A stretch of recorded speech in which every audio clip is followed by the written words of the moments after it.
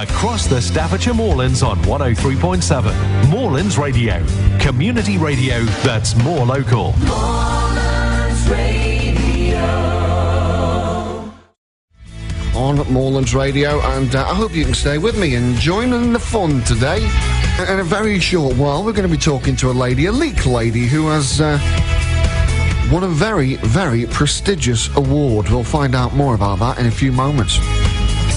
Across the Staffordshire Moorlands on 103.7. Moorlands Radio. Community radio that's more local. Moorlands Radio.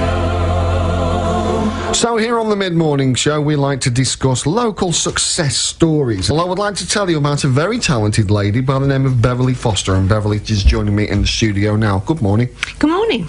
Congratulations. Thank you. Because you have recently been awarded the, let me get my facts right, the National Wedding Photographer of the Year Award by the Guild of Photographers. That's right, yes. Very pleased. That sounds very prestigious. Oh, it is. Yeah, I'm so pleased. But you were telling me before that for many years, the last couple of years, you've come second. Yeah, I've been runner-up 2 years running before I won it, so I've been the only person to be in the top two for the last 3 years. Been determined. I thought I'll get there in the end, and this year I won it, so and it was you've great. done it. Yeah, absolutely. I had a lot of support. So many people came to the awards saying, we've been really rooting for you to win this year because you've been second 2 years running. And felt sorry for me, I think. Here's a difficult question then. You know, we've all been to weddings, we've all got the camera out, we've all been taking pictures, and whether they've been posed or whether they've been natural, what's the best kind of wedding picture, do you think? Do you think it is a natural shot? I think most people who I speak to tend to really want natural photographs of the wedding, and they have a more pleasant expression, don't they, if you're not kind of just staring straight down a camera lens.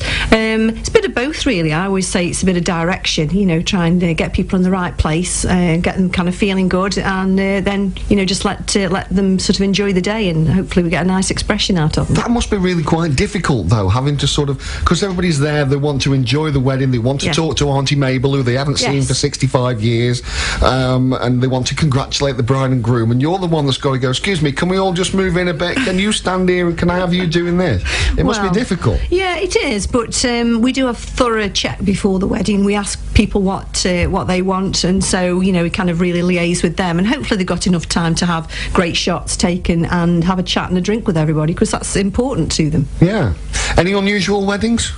I don't know what you mean about unusual. Out of the ordinary, you know, you get your typical top hat and tails, beautiful white wedding dress, but anything slightly different? Well, we've had all kinds of coloured wedding dresses throughout the years, and we do Indian weddings, which are very colourful. We have people riding horses, you know, grooms on horseback, and kind of turbans and all sorts of different things. And we did a teepee wedding once, where they kind of got married and had a nice teepee reception. We do the stately homes and castles, as you probably expect.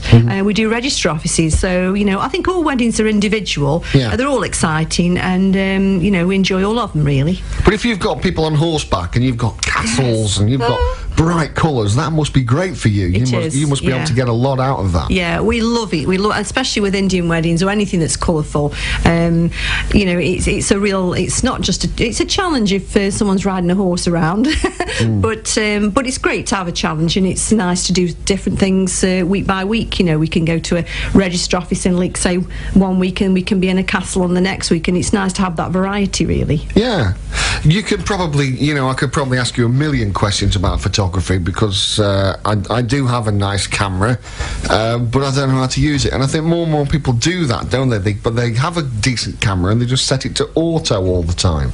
Well, they do, and obviously, you know, as I said to you earlier today, I think it's one of those things, we don't want to read the manual, do we? But that's the thing that comes with the camera. I have read the manual, I didn't understand a word of it. Oh, well, you know, I think that we've got something called the internet as well, which is an absolutely fantastic tool for anyone who's starting out or wants to know particular about their camera as well, because all cameras are different. I mean, I use Nikons particularly, and then they're going to be different from Canon cameras. So, you know, going on the internet, looking at the tutorials that are available is a great starting place. And if you've got a passion for photography, then I think, you know, you'll do well with your camera. How long have you been in the business then, if you don't mind me asking? Oh, well, it's 27 years. I was trying to say over 20 now, it makes me sound a bit younger, so I don't like saying 27. So did this all start off as a hobby for you?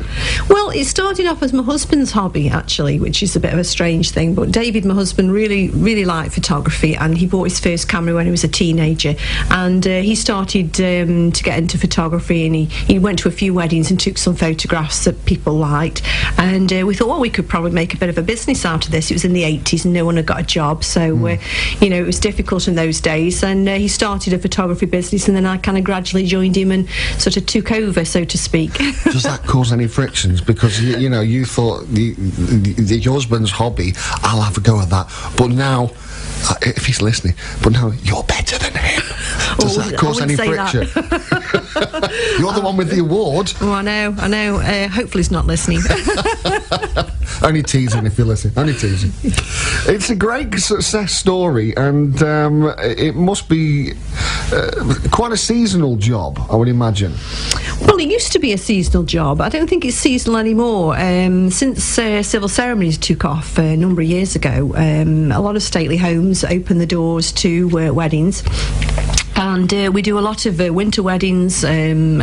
People get married in November, December, all through the year now, whereas, the majority of people perhaps got married more in the spring and summer. It's much more of a 12-month of a year job now, which is great. Maybe January is a little bit quiet, but apart from that, pretty much all year. So business is good? It's not bad. There's a lot of people getting married still, which is good. There's a lot of competition. There's a huge amount of photographers out there, a lot of amateur photographers starting out, as we did in the early days. And being part of the guild, which is where I won the award, it's nice for young photographers to come along and be a part of that, because they can benefit from older photographers, such as myself, putting myself in the older category, who can give advice and, make them better, really. And these are all people who are going to be competition for you one day. Well, yeah, the competition now, but especially if they do a good job as well, rather than just maybe going along and not having training, because training is important. As you said, you've got a camera, not quite sure how to use it. It's important that you don't just rely on a good quality camera to produce results. It's the person behind the camera and knowing what you're doing with the equipment that's important, and getting on with people as well, which is a really big part of the job. It's a very, very big and special day for lots and lots of people, and it's very important that they capture that day as best they can. And if anybody ever wants an award-winning photographer, then Beverley is the person to contact. I wish you all the very best. Thank you very much. And I hope the awards keep coming in. So do I. and you have a very busy summer, if we have a summer at all. Yes, thank you. Thanks for coming in, Beverley.